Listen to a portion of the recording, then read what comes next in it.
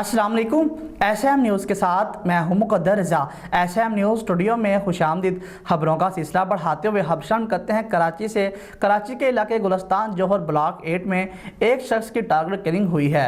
अहले खाना का कहना है कि मकतूल अजहर इकबाल ठेकेदारी और ज़मीन की खरीदो फरोख्त का काम करता था और इसका ज़मीन के मामले पर झगड़ा चल रहा था। इसी हवाले से मज़ीद तफसीलात बता रहे हैं एसएम न्यूज़ के ब्यूरो चीफ जुल्फ़कार अली। जी जुल्फ़कार, बताइएगा क्या तफसीलात हैं आपके पास? जी बिल्कुल, गुलस्तान जौहर का इलाका है जहां पर यह टारगेट किलिंग का वाक़या पेश आया। वाक़े की सीसीटीवी वीडियो भी मंजर-ए-आम पर आ गई।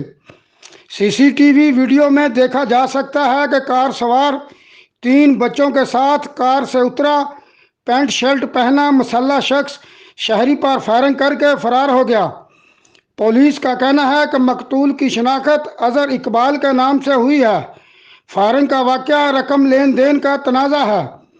पुलिस का बताना है कि मोटरसाइकिल सवार मुलजमान ने ताक़ब करके फायरिंग की। वाक़े से मुतल्लिक़ तफ्तीश की जा रही है। दूसरी जानब अहले खाना का कहना है कि मकतूल अजहर इकबाल आरई का तल्लुक़ पंजाब के शहर उकाड़ा से था। अजहर इकबाल का दूसरे ग्रुप से 400 गज ज़मीन का तनाज़ा चल रहा था। मकतूल के अहले खाना का कहना है कि गुलस्तान जौहर में वाक़े ज़मीन का केस अदालत में ज़ेर समाअत है। अजहर इकबाल ठेकेदारी और ज़मीनों की खरीदो फरोख्त का काम करता था। जी बहुत शुक्रिया जुल्फ़कार, तफसीलात से आगाह करने के लिए। अब तक के लिए इतना ही। मज़ीद खबरों के लिए देखते रहिए एसएम न्यूज़।